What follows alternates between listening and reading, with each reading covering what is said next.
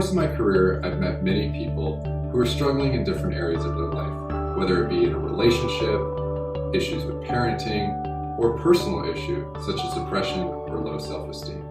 Many people don't have the financial resources or time to devote to going to therapy on a regular basis. In hopes to meet the needs of those people, I created this podcast, Top 5 with Chris Taylor, where you learn the top 5 things that you can do right now to change that difficult situation in your life. On today's episode of Top 5 with Chris Taylor, we're going to talk about the top 5 things that you can do when you're making important decisions. I think it goes without saying, important decisions. These are some of the most important things that we're gonna decide to do in our life. They affect all different areas, work, relationships, family. Now these aren't just like, what am I gonna have for lunch, or what am I gonna do tomorrow? This is, are we gonna buy a house? Am I gonna change my job? Am I gonna get married? Am I going to have kids, right? So these are the things that sort of rise to that level of life, major life decisions. So we're going to talk today about the top 5 things that you can do when making those decisions, okay?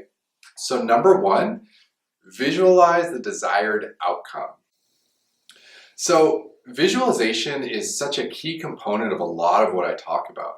If you can see it, then you can reach it. It's sort of that if you can see it, if you can dream it, then it can happen kind of mentality. But the more energy you put into actually feeling and sort of breathing and touching and sensing what it's like to be at that place that you hope to get to in the decisions that you're making, then you'll sort of make a more informed decision. You'll maybe decide that it's not something that you want to do after all, or if it is still something that you want to do, you'll have a clearer idea of what it's going to take to get there.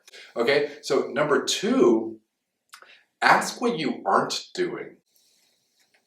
Now, so much of life is spent sort of telling people and living and breathing all these wonderful things that we are doing, right? So what I say is when you're making an important decision, start with asking what you're not doing.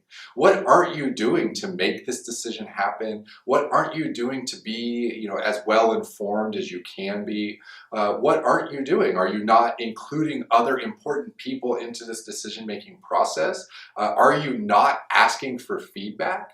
Are you not being honest with yourself? So again, look at what you aren't doing, and that'll help you create a plan to sort of start walking to create what you are doing right to make that decision, okay? So number 3, be intentional. Now, it seems sort of intuitive, right? You're going to make a major decision, so just do it. And if you're making that decision, that you're intentionally taking action. But what I mean by that is be intentional about the steps that you're taking, the people that you're asking for feedback from, what that decision is and how it's going to affect other people. And really intentionality comes, down to 2 things. Action and communication. So be intentional about the actions that you're taking. So when you make those decisions, there's ultimately going to be some steps and tasks along the way, and you're going to be really clear and really specific about what you're doing. And also, like I said, with communication, be intentional about asking for support, communicating what those decisions are, letting sort of people know what you're encountering, what you're about to do, and how you can bring them in to create a circle of support around you. Okay, now the 4th thing that you can do is create a detailed plan. Now, it goes without saying, if you're going to make a decision, you're going to be intentional, you want to create a plan.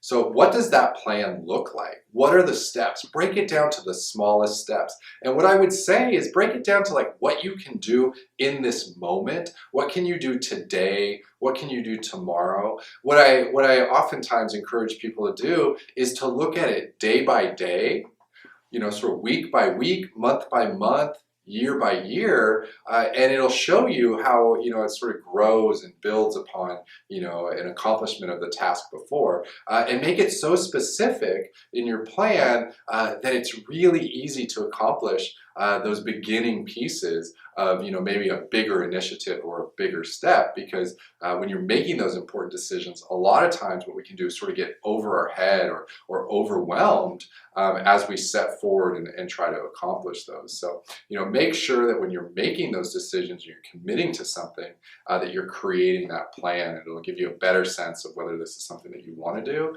or not. Okay, and number 5, and I've referenced this a couple of times in the other steps, but solicit feedback from others. It really helps to reference other people, to ask questions, to welcome feedback, to get criticism, right? Especially if it's a decision that's going to affect others or potentially affect others, because for every great decision that can bring a lot of prosperity and good things into people's lives, there's the other side where it can bring, sort of some harm or danger or calamity. So what we want to do is obviously try to avoid that. And sometimes if it does affect other people, most of the time it affects other people, the only way you're going to get to that answer is if you ask them and you encourage them to share with you what their ideas are. Okay, so again, making major decisions, top 5 things that you can do to really focus on understanding the decision you're making and making the best decision possible. If you liked what you just saw and you would like more information about how you can implement these top 5 things into your life right now, please check out this and additional videos on my website, www.christaylormft.com.